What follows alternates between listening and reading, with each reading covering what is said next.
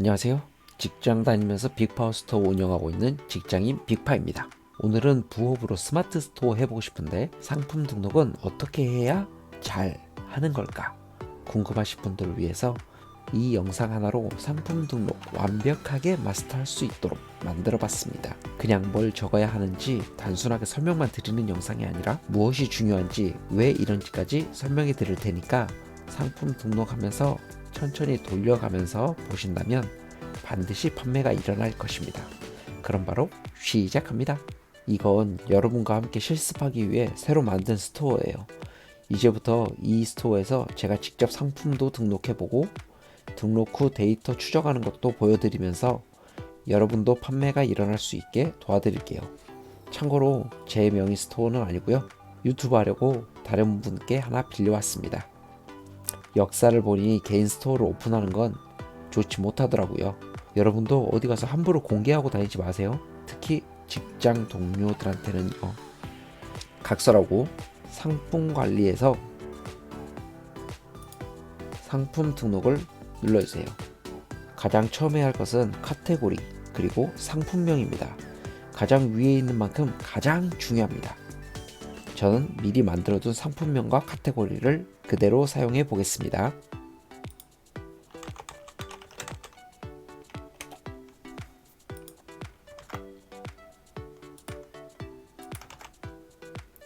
김영만 선생님이냐고요?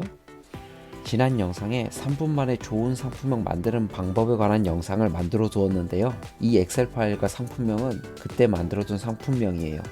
이전 영상을 안 보신 분들을 위해 짧게 설명드리자면 카테고리를 상자라고 생각할 때 그 상자 안에 들어있는 키워드만 조합해서 써야지 다른 상자에 있는 키워드를 사용하시면 안 된다는 거예요.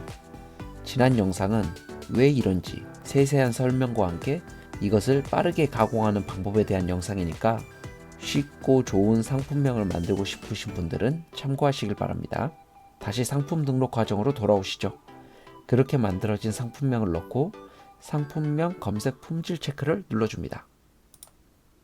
네, 빨간색으로 써져 있는 내용이 있죠? 상품명 수정이 필요할 것 같네요. 바지와 거리라는 키워드를 뒤에서부터 몇 개 지워주겠습니다. 일단 바지거리 지워주고요. 인출식 바지거리, 앞에 바지거리가 있으니까 또 지워주겠습니다. 여기도 지워주겠습니다. 일단 50자 안으로 들어왔네요. 한 번 더 눌러보죠. 네, 아직도 중복 키워드 때문에 경고 메시지가 뜨네요. 계속 지워줘 보겠습니다. 한 번 더, 한 번 더. 네, 이상이 없네요. 그런데 상품명의 키워드 띄어쓰기 하는 게 좋을까요? 안 하는 게 좋을까요? 또 중복 키워드는 몇 번이나 써도 되는 걸까요? 먼저 띄어쓰기는 상황에 따라 전략이 다릅니다. 밀고 싶은 키워드가 있다면 붙여서 상품명 앞쪽에 배치해 검색 로직에 유리하게 해주고, 아직 이거다 싶은 키워드가 없다면 다른 키워드들과 조합이 잘 되도록 띄어쓰기 해줍니다. 이 과정에서 키워드가 중복된다면 품질 검사에서 허락하는 만큼은 넣어주고, 안 된다면 뒤쪽에서 나열된 중복 키워드를 지워줍니다. 생각보다 신경 쓸 게 많죠?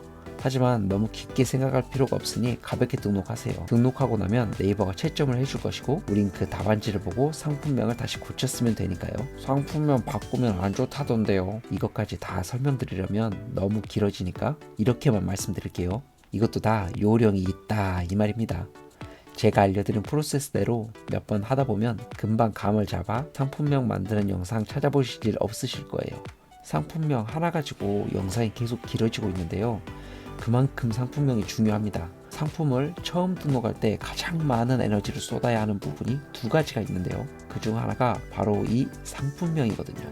반대로 여기까지 따라오신 분들은 상품 등록을 50%는 완료했다고 볼 수 있으니 조금만 더 집중해주세요. 이렇게 등록하면 프로그램으로 무지성 대량 등록하는 사람들의 상품과 우리의 상품은 압도적인 차이가 난다고 볼 수 있습니다. 이 노집 영상을 여기까지 시청해주신 분들을 위해 작은 선물을 준비해뒀습니다. 지금 등록하려는 상품 얼마에 파실 건가요?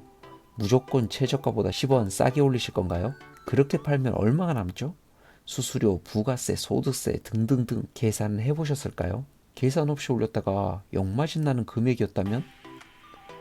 원가만 기입하면 바로 적정 판매가를 알려주고 최소한 역마진 날 걱정 없는 가격으로 정할 수 있도록 도와주는 엑셀 파일을 공유해 드리겠습니다.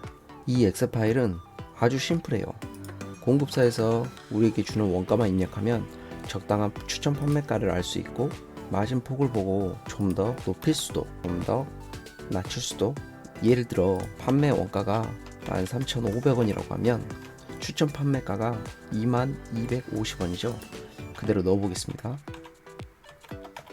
그러면 순이익이 4,568원 정도가 나오는데, 이런 애매한 판매가보단 실판매가를 300원 정도만 낮춰 19,900원으로 하면 어떨까요? 마진폭은 크게 달라지지 않는데 구매하는 고객 입장에선 꽤 큰 차이가 느껴지겠죠? 스마트 스토어 가격 입력란에는 판매가와 할인이라는 게 있습니다. 예를 들어 내가 2,900원에 판매하고 싶다면 판매가에 3,900원을 넣고 할인, 전체 할인 1,000원을 넣어서 2,900원을 만드는 것이죠. 그런데 판매가 되었을 때 수수료는 어느 가격 기준으로 빠져나갈까요? 할인 전 가격? 할인 후 가격? 마켓별로 정책이 다르지만 네이버는 할인이 적용된 가격, 즉 실제 고객이 구매한 가격을 기준으로 수수료가 발생됩니다. 당연한 거 아니야? 라고 생각될 수도 있지만 11번가 옥션 G마켓은 할인 전 가격 기준으로 수수료가 붙으니 네이버가 확실히 혜자죠. 판매 기간과 부가세 부분은 건드리지 않습니다. 면세 상품이 뭐가 있냐고요? 일단은 농산물만 해당된다고 생각하시면 됩니다. 다음은 재고입니다. 재고 수량은 따로 입력하지 마세요. 대신 아래 옵션을 클릭해 줍니다. 선택형의 설정함. 옵션명이나 옵션 값은 크게 중요하진 않지만 나중에 주문이 들어왔을 때 편하기 위해서 단일 옵션인 상품도 설정해 주세요. 우리가 상품명을 어떤 식으로 만들었는지 기억하시죠?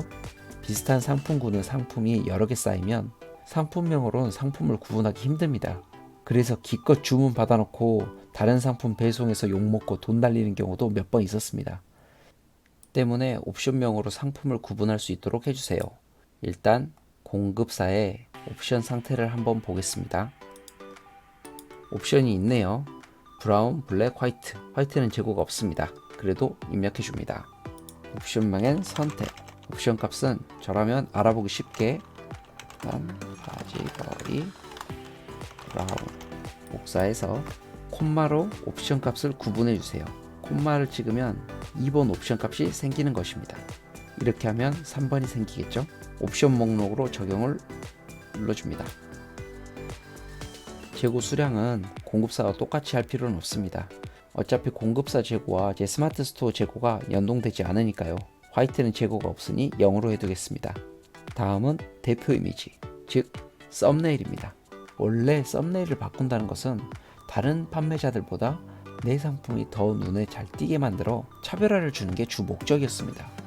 그런데 몇 개월 전 네이버 로직이 바뀌면서 썸네일은 더더욱 중요해졌습니다. 기억하시나요? 상품 등록할 때 가장 에너지를 많이 쏟아야 하는 부분 두 가지. 그 중에 첫 번째가 뭐였죠? 네, 바로 상품명이었죠. 그리고 그 두 번째가 바로 썸네일입니다. 이제는 눈에 띄게 플러스 AI에게 이 상품은 중복된 상품이 아니에요 어필까지 해야 하는 것이죠. 열심히 키워드 발굴해서 상품명 만들었는데 대량 등록된 중복 상품과 함께 묶여버린다면 오늘 노력은 헛수고가 되는 것입니다. 위탁 판매자들끼리 상품이 묶이잖아요. 그럼 시간 단위로 10원씩 할인 경쟁하는 지옥을 맛볼 수 있습니다. 그러다 노마진 상품 되는 것이고요. 내 상품을 카탈로그와 묶이지 않게 하는 가장 확실한 방법이 바로 이 썸네일을 다르게 하는 것입니다. 썸네일은 합성을 통하여 배경 등을 바꿔주는 게 가장 확실하지만 상세 페이지에서 기존 썸네일과 다른 이미지를 이용하는 것만으로도 묶이는 것을 피할 수 있습니다. 하지만 구도나 색감이 유사하다면 바꿔도 묶일 수 있으니까 주의하세요. 기존 썸네일, 다른 썸네일 만드는 방법은 제가 다음에 설명드릴게요. 이번에는 제품을 소개하는 상세 페이지를 작성할 차례입니다. 스마트 스토어 이미지를 저장할 때 저장할 폴더를 미리 하나 만들어 주세요. 마우스 왼쪽 버튼을 꾹 누른 채 폴더로 이동시켜 줍니다.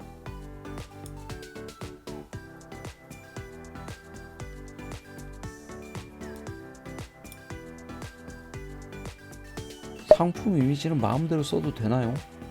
이미지가 안 따라와요. 여기를 한번 봐주세요. 상세 설명 이미지 사용 여부란에 사용 허용이라고 되어 있죠. 이러면 사용하셔도 문제가 없습니다.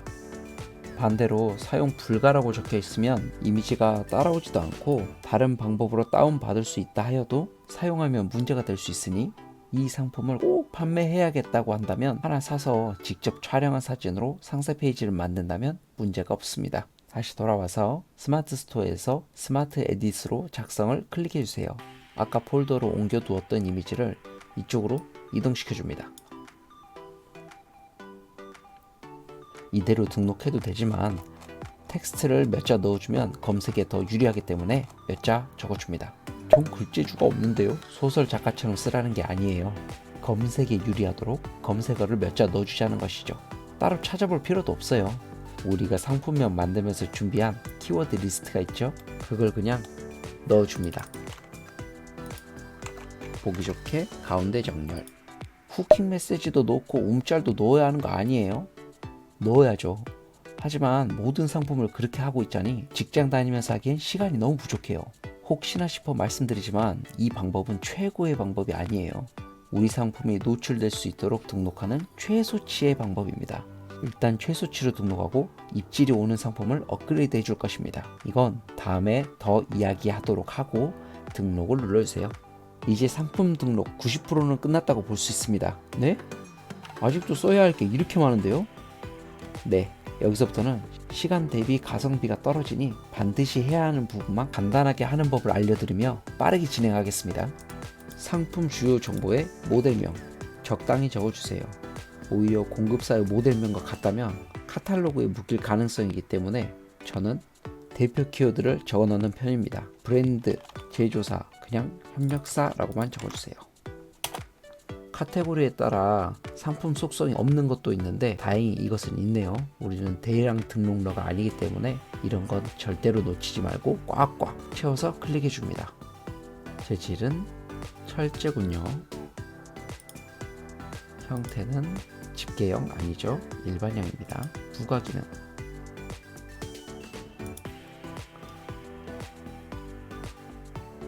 고리 회전이나 미끄럼 방지 기능이 있으면 좋을 텐데 없네요. 없으면 넘어가 줍니다. KC 인증 전자제품이나 어린이용품 인증이 필요한 제품이라면 반드시 넣어주시고 없다면 판매자에게 물어봐서라도 넣어야 됩니다. 물어봤는데 인증되지 않은 제품이다. 온라인에서 판매하시면 안 돼요. 크게 벌금 물 수도 있습니다. 원산지도 따라 넣어주시고요. 차이나, 수입산, 아시아. 이건 중국 공장 적으면 되는데 꼭 정확하게 적을 필요 없습니다. 그냥 협력사로 충분합니다. 제조일자, 유효일자 그냥 넘어가 줍니다. 상품 정보 제공 고시. 저는 식품류가 아니라면 무조건 기타 재화를 선택합니다. 품명 모델명은 위에 적었던 모델명을 복사해서 붙여넣기. 이것은 상세 페이지 참조. 복사해서 똑같이 넣어주세요. 어차피 스토어 내에 제 연락처가 있으니까 필요한 고객들은 어떻게 해서든 전화가 옵니다. 나머지도 상품 상세 참조 눌러주세요. 일일이 적으면 좋겠지만 시간이 없습니다. 배송도 간단해요. 택배사는 아무거나 넣어도 문제될 거 없습니다. 나중에 판매가 되면 그때 가서 고쳐도 늦지 않거든요. 묶음 배송은 일단은 불가능. 상품별 배송비는 공급사 배송 정보를 보면 나와 있어요. 똑같이 적어주세요. 유료 3,000원. 여기서 꿀팁. 나만 알려 그랬는데. 상품에 따라 하나만 사는 물건도 있고 여러 개 사는 물건도 있잖아요. 하나만 사는 상품의 경우 판매가에 택배비를 녹여두고 무료 배송으로 설정하는 것도 하나의 전략이 될 수 있습니다. 네이버 쇼핑에서 이걸 클릭해서 사는 사람들이 분명히 있기 때문입니다. 반대로 여러 개 사는 상품의 경우 조건부 무료를 선택해주세요. 일정 금액 이상 시 무료 배송으로 해두세요. 실제로 이렇게 바꾸고 나서부터 대량 구매하는 고객들이 종종 생기더라고요. 5만원. 이걸 잘 보셔야 됩니다. 여기서 5만원 이상이라는 것은 할인이 적용되지 않은 판매가, 즉 이 가격이 아니라 이 가격 기준으로 5만원이 넘으면 무료 배송이란 뜻입니다. 그러니 잘 계산해서 넣어야겠죠? 제주 및 도서 상간 추가 배송비, 공급사 거 보고 똑같이 3,000원 입력해 줍니다.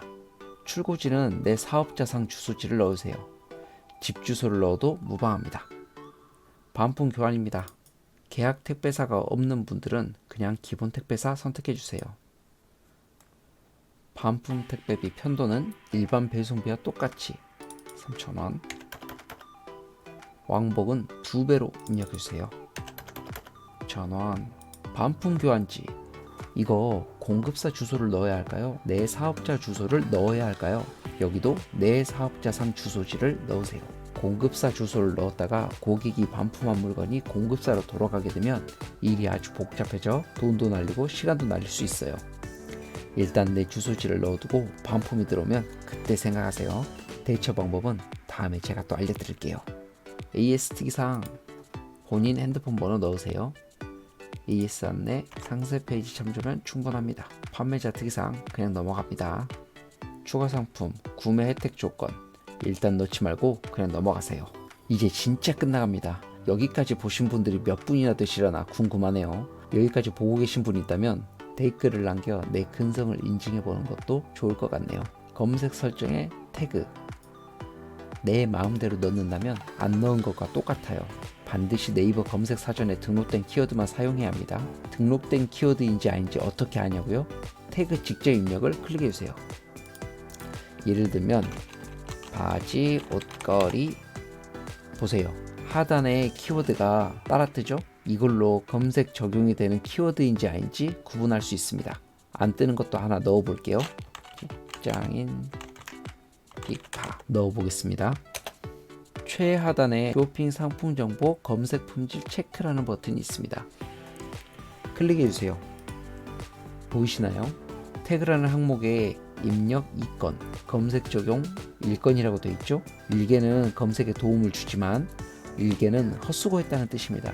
10개까지 밖에 등록할 수 없는 태그 검색에 도움을 주지 않는 키워드를 넣으면 손해가 크겠죠. 정 생각이 안 나신다면 잘 팔고 있는 다른 스토어는 뭘 적고 있나 참고하는 것도 방법입니다. 페이지 타이틀과 메타데이터는 큰 의미가 없어서 안 넣으셔도 되지만 비워두기 서운하신 분들은 상품명을 복사해서 그대로 넣어주세요. 판매자 코드는 도매국 상품 상단에 상품 번호를 적어줍니다. 이 번호만 알면 어떤 공급사의 상품인지 바로 알 수 있어서 주문할 때 시간 낭비를 안 할 수 있거든요.